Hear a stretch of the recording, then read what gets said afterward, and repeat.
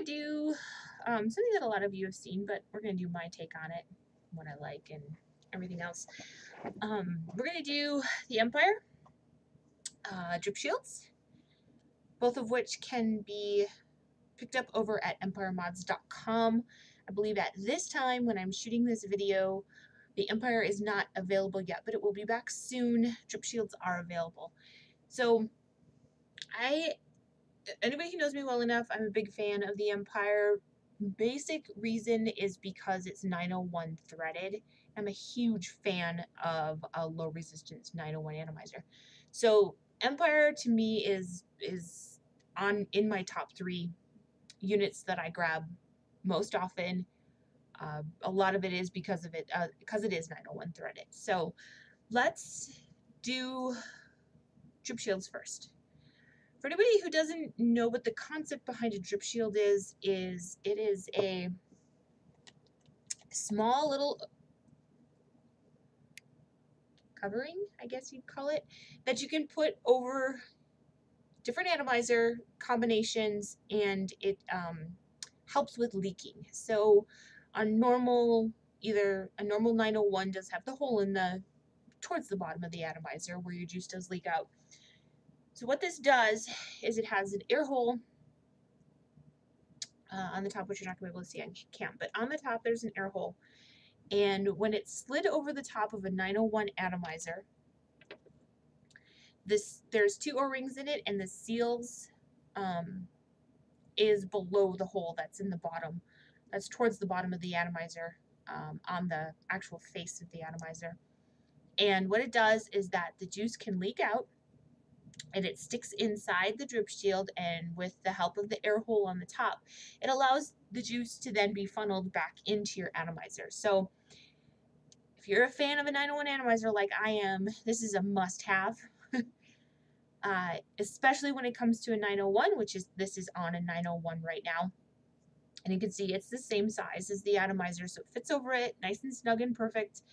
And it then kind of hides your atomizer and turns it into this really pretty little covering that goes over the top. Drip shields come in a few different designs, colors, and all sorts of things like that. So you can get the flat ones, which are all the way solid all the way around. You can get a cut version, which is what this is, where you have the silver edges in it. Or you can get a smooth version, I think that's what they're calling it. Or maybe this is the smooth and this is the flat. Nope, this is the flat. And then this one is going to be, the other design is going to be, looks like your cut one, but there's no silver lines in it, so it's solid all the way through. I have the drip shields in multiple colors, so we can flip through some colors here quick so you guys can kind of see these. So it comes in, I have the black, the pink, I have a special green color,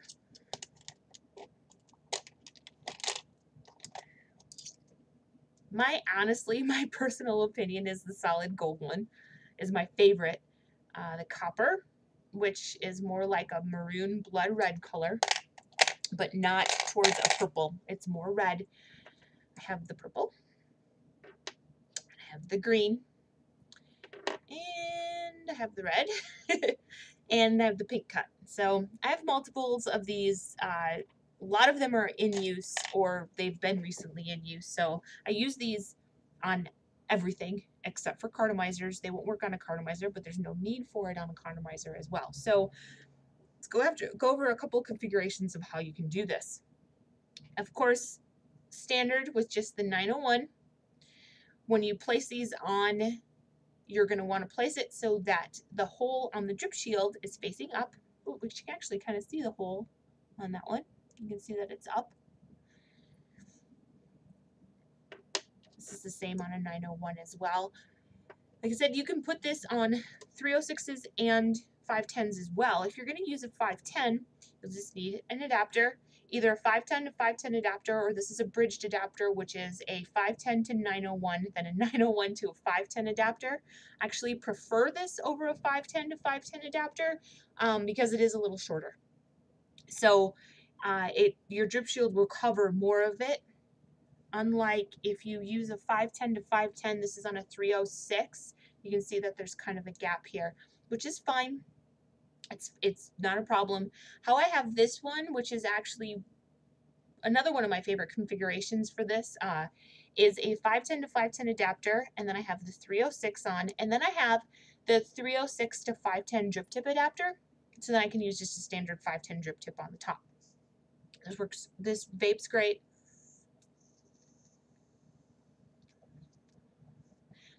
So this will still work because it's still doing the same thing for you here as it does on the 901 with there's going to be a leaking issue, of course, between your adapter and your 306 because there are slits on the, the underside of your 306s. So it's still going to, if your juice still leaks out of there, it's still going into the drip shield.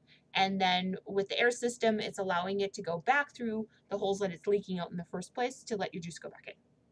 So the same idea works for a 510. I don't have one set up on a 510, but it's pretty much the same idea as this.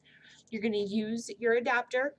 510s are too short to fit inside the drip shield, so you need an adapter. So you're just going to do the same thing. Put your 510 on the top, 510 atomizer on the top, and then slide your drip shield over the whole thing. And just make sure that when you have it all on, your bottom O-ring is below your adapter, because you can't really see it in here, but if you have your adapter in your hand, you can see that there are slits in it. So that's going to give you the same idea of allowing the juice to leak out into the drip shield and then using that same mechanism to bring the juice back in. So the drip shield for me is one of my favorite things. Number one, basically, because I'm an overdripper, bad overdripper. So it's why I was big into cartomizers for a long time, and I still am. Still love my cartomizers. But this way I can go back to doing atomizers, and I don't have such a problem. So we'll go one more configuration. If you use a 306 and you don't have this 306 to 510 drip tip adapter, you can also use your 306. I would recommend you use an adapter just to get some extra length. Although I know people who don't, but I don't quite understand how their drip shields work if they don't use the adapter, because you need a place for the juice to come out to collect within your drip shield, then to go back in. But if you want to, you can use a shorter adapter and use the extra large 306 drip tip, and then you can slide everything all over the top of it, and then just make sure where your drip tip is coming down to seating over your atomizer, that your O-ring from your drip shield is slightly below. So I can slide one on here so you guys can kind of see. So if you're doing this, so you can see the bottom of your 306 drip tip right sticking out at the bottom, you're going to want to drop it so that that O-ring is below it. So that when you have everything in here and everything is set up, it's going to be, that bottom O-ring is going to be below your connector with your 306 to drip tip connection. Okay, pretty easy. Recommend that you clean out your drip shields every few days. Just run them under water, and as soon as you get them on the first time around, usually they go on and off pretty easy. So